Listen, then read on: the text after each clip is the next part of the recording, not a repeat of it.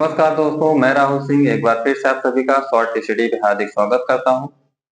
दोस्तों, पिछली क्लास में हम लोगों ने वैदिक सभ्यता को देखा था। वैदिक काल जिसका टाइम पीरियड 1500 से 600 ईसा पूर्व था, जिसको दो भागों में बांटा गया था, ऋग वैदिक काल और उत्तर वैदिक काल। ऋग वैदिक काल जिसका टाइम पीरियड 1500 ईसा पूर्व से 1000 ईसा पूर्व तक था, और उत्तर वैदिक काल जिसका टाइम पीरियड 1000 से 600 ईसा पूर्व तक माना गया था।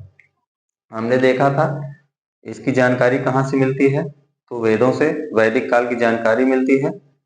आर्य कौन थे, इसके यानी वैदिक सभ्यता का निर्माता कौन थे, आर्य थे। आर्य कहाँ से आए थे, आर्य कौन थे, ये देखा था। इसके पुरातात्विक साक्ष्य यानी कि भोगज कोई का अभिलेख और कस्सी का अभिलेख, और साहित्यिक स्रोत में हम लोगों ने देखा था वेद लिखे गए, उसके बाद ब्राह्मण लिखे गए, उसके बाद अरण्यक लिखे गए, उसके बाद उपनिषद लिखे गए। तो कभी कभी पूछ लेता है किसकी रचना पहले हुई, तो पहले वेदों की रचना हुई, उसके बाद ब्राह्मण ग्रंथों की रचना हुई, उसके बाद अरण्यक ग्रंथों की रचना हुई, और सबसे लास्ट में उपनिषद की रचना हुई। तो हम लोगों ने एक सारणी के माध्यम से देखा था वेद, उसके ब्राह्मण ग्रंथ, उसके उपनिषद।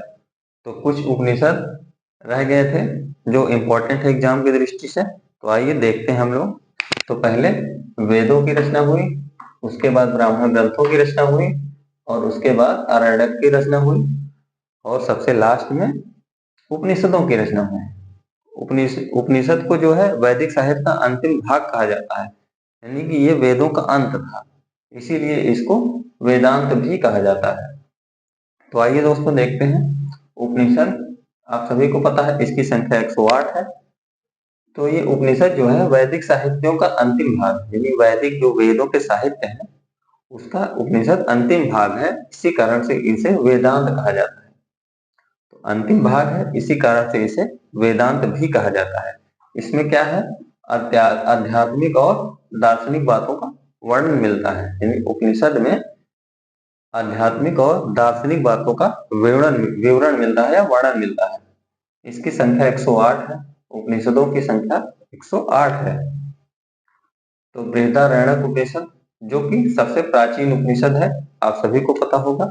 सबसे प्राचीन उपनिषद आपसे पूछा जाए तो बृहदारण्यक है। इसी में क्या है, याज्ञवल्क्य एवं गार्गी के बीच वार्तालाप या संवाद है। डायरेक्ट क्वेश्चन पूछा जाता है, गार्गी एवं याज्ञवल्क्य के बीच कौन से उपनिषद में संवाद या उनका वार्तालाप का वर्णन है। तो बृहदारण्यक जो सबसे प्राचीन उपनिषद भी है, और इसमें याज्ञवल्क्य एवं गार्गी संवाद मिलता है।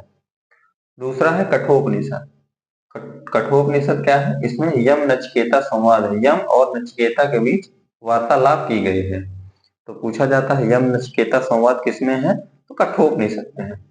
मुंडकोपनिषद कई बार एग्जाम में पूछा गया है आपको, सत्यमेव जयते यहीं से लिया गया है। जो आप देखते हैं सत्यमेव जो जयते वो कहाँ से लिया गया है, मुंडको उपनिषद से। जबालोपनिषद की बात करते हैं। जबालोपनिषद, इसमें 4 आश्रमों का उल्लेख है। ध्यान रखना है, 4 आश्रमों का उल्लेख किसमें है, तो जबालोपनिषद में है। अलोपनिषद, जो अलोपनिषद है या सबसे बाद का उपनिषद है, तो सबसे लास्ट में अलोपनिषद की रचना हुई, और उसके पहले बृहदारण्यक जो सबसे प्राचीन है, इसमें याज्ञवल्क्य और गार्गी के बीच संवाद यानी वार्तालाप, उनकी बातों का वर्णन है। कठोपनिषद, इसमें यम नचिकेता संवाद का वर्णन है। और मुंडकोपनिषद जिससे सत्यमेव जयते लिया गया है। जबालोपनिषद जिसमें 4 आश्रमों का वर्णन है। अलोपनिषद जो सबसे बाद में लिखा गया। उसके बाद हम लोग देखते हैं वेदांत। वेदांत यानी कि वेदों को भली भांति समझने के लिए वेदांगों की रचना की गई। वेदों को समझने की जो है, वेदों को समझने के लिए वेदांगों की रचना हुई, जिसकी संख्या कितनी है, 6 है। वेदांगों की संख्या कितनी है, वेदांग हमारे 6 हैं। कौन कौन से हैं, शिक्षा है, ज्योतिष है, कल्प है, व्याकरण है, निरुक्त है, छंद है। शिक्षा, ज्योतिष, कल्प, शिक्षा, ज्योतिष, कल्प, व्याकरण, निरुक्त, छंद, ये हमारे 6 वेदांग हैं। इनकी रचना क्यों हुई, वेदों को भली बात समझने के लिए वेदांगों की रचना की गई। दोस्तों पुराण, पुराण बात करें इसकी रचना किसने की थी? लौहमस और उनके पुत्र उग्रश्रवा द्वारा। लौहमस और उनके पुत्र हैं उग्रश्रवा, इनके द्वारा पुराणों की रचना की गई है। पुराणों की संख्या कितनी है? 18 है।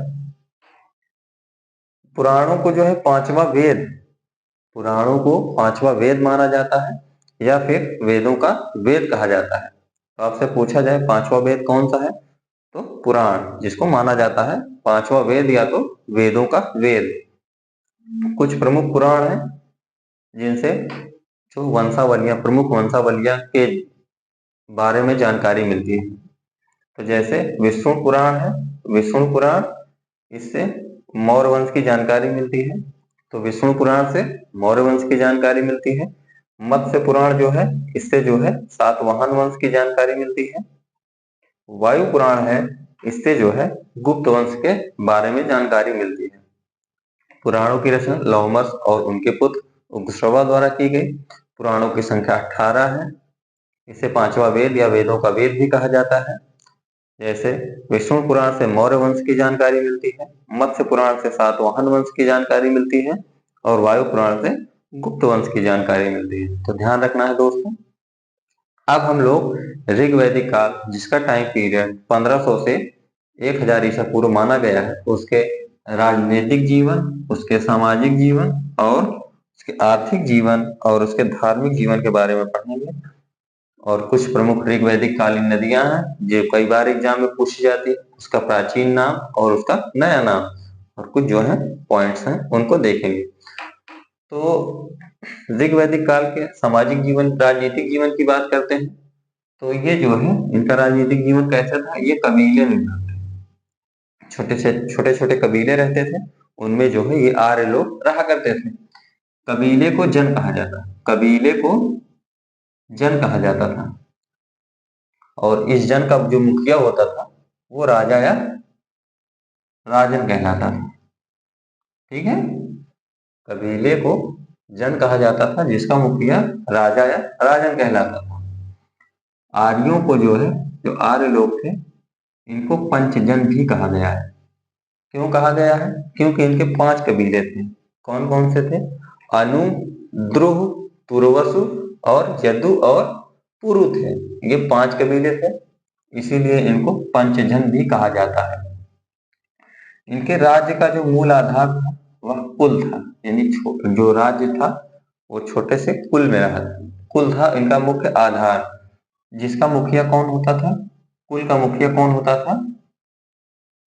कुल कुल कुलप या कुलपति। कुल का मुखिया कौन होता था? कुलप या कुलपति। तो कुल का मुखिया कौन? कुलपति। कई कुलों से मिलकर क्या बना? ग्राम बना। ध्यान रखना है दोस्तों, कई कुल मिले तो कई कुलों से क्या हुआ? ग्राम का निर्माण हुआ, जिसका प्रधान क्या कहलाता था? ग्रामणी कहलाता था। कई ग्राम मिला के विष बनता था, कई ग्राम मिला के विष बना। विष विष का जो प्रधान था वो विषपति कहलाता था। कई विष मिला के जन बना, कई विष मिला के जन बना, जिसका प्रधान जनपति कहलाता था। और कई जन मिला के राष्ट्र बना, कई जन मिला के राष्ट्र का निर्माण हुआ। राष्ट्र का निर्माण होता है, जिसका प्रधान क्या कहलाता था? राष्ट्रपति या राजन। ठीक है दोस्तों, तो कुल से क्या बना? ग्राम बना। कई ग्राम मिलके विष बना, कई विष मिलके जन, कई जन मिलके राष्ट्र का निर्माण हुआ था। राजा की सहायता के लिए, राजा की सहायता के लिए कुछ संस्थाएं थी, जैसे विदत, सभा और समिति।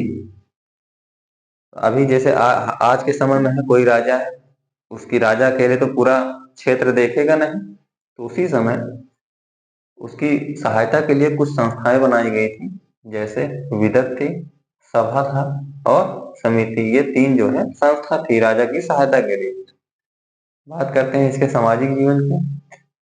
इनका सामाजिक जो है पितृसत्तात्मक था। आपने देखा था सिंधु घाटी सभ्यता में, सिंधु घाटी सभ्यता का समाज कैसा था? तो मातृसत्तात्मक था। लेकिन यहाँ पे ऐसा नहीं है, यहाँ पे इनका समाज पितृसत्तात्मक था। ध्यान रखना है इनका समाज कैसा था, पितृसत्तात्मक था। समाज में नियोग प्रथा प्रचलित थी, नियोग प्रथा प्रचलित थी, जिसमें क्या होता था, विधवा स्त्री जो है अपने देवर या अन्य पुरुष से शादी कर सकती थी, यानी कि पुनर्विवाह का प्रचलन था यहाँ पे। तो ध्यान रखना है, अपने देवर या अन्य पुरुष से शादी कर सकती थी, तो उसको क्या कहा जाता था, नियोग प्रथा, जिसमें विधवा स्त्री अपने देवर या अन्य पुरुष से शादी कर सकती थी। पुत्री का उपनयन संस्कार होता था, इसका मतलब है स्त्रियों को यज्ञ में बैठने या यज्ञ करने का अधिकार मिला था। तो यहाँ पे ऐसा माना जा सकता है कि स्त्रियों की जो दशा थी बहुत ही अच्छी मानी गई, अच्छी थी।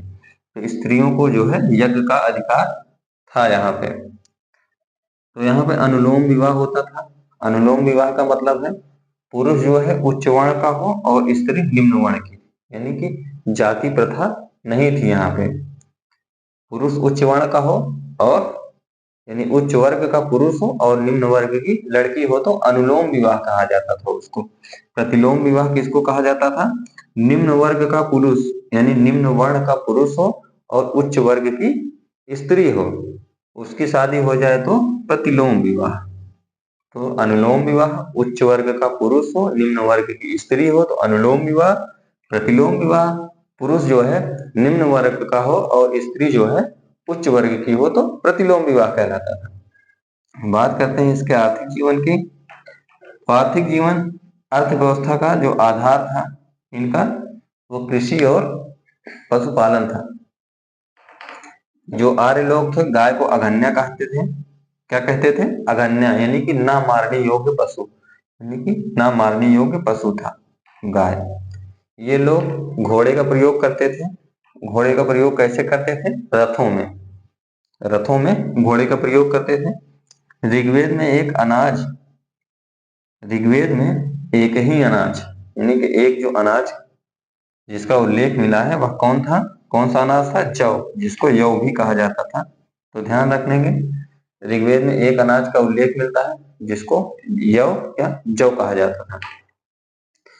बेकनाट, यहाँ पे बेकनाट शब्द का प्रयोग हुआ था, जो है सूदखोर यानी कि जो ऋणदाता थे, जो ऋण देते थे प्रजा को, उनको जो है सूदखोर यानी बेकनाट, ये जो है अधिक जो ऋण ऋण देते थे उसमें जो है अधिक ब्याज ले लेते थे, इसीलिए इनको बेकनाट यानी कि सूदखोर कहा गया है, अधिक ऋण लेने के कारण।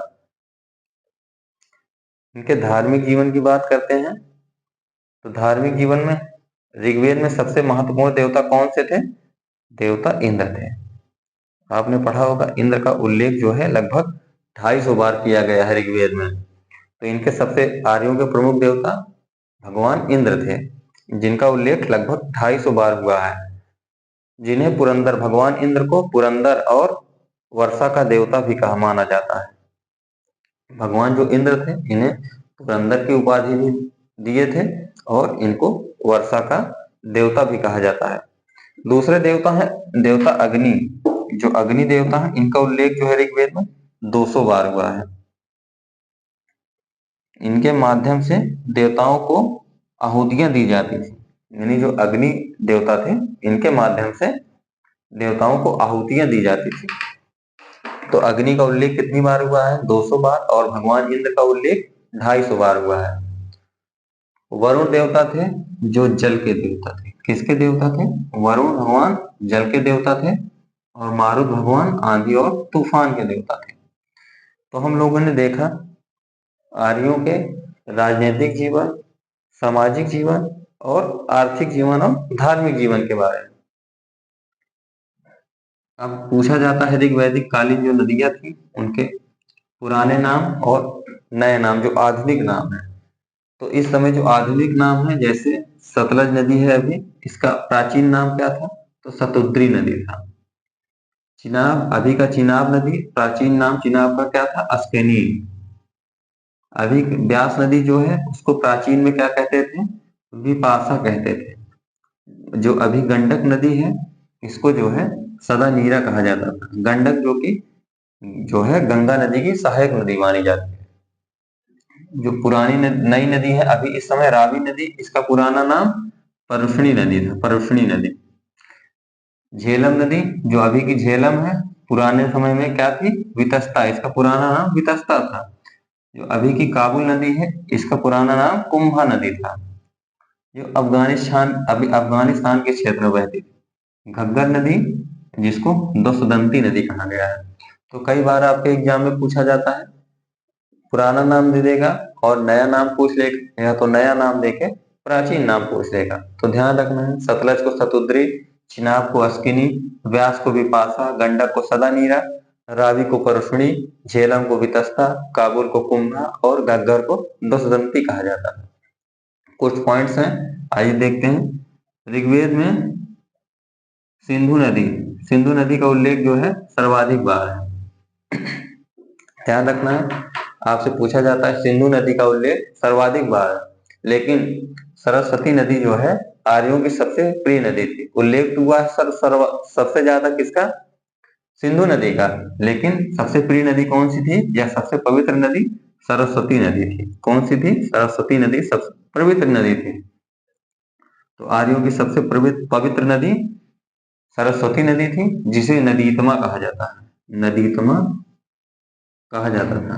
तो ध्यान रखने, सरस्वती नदी आर्यों की पवित्र नदी थी, जिसे नदीतमा कहा गया है। ऋग्वेद में यमुना नदी का उल्लेख 3 बार मिलता है और गंगा नदी का उल्लेख 1 बार मिलता है, केवल 1 बार। गंगा नदी का उल्लेख केवल 1 बार, यमुना नदी का उल्लेख 3 बार।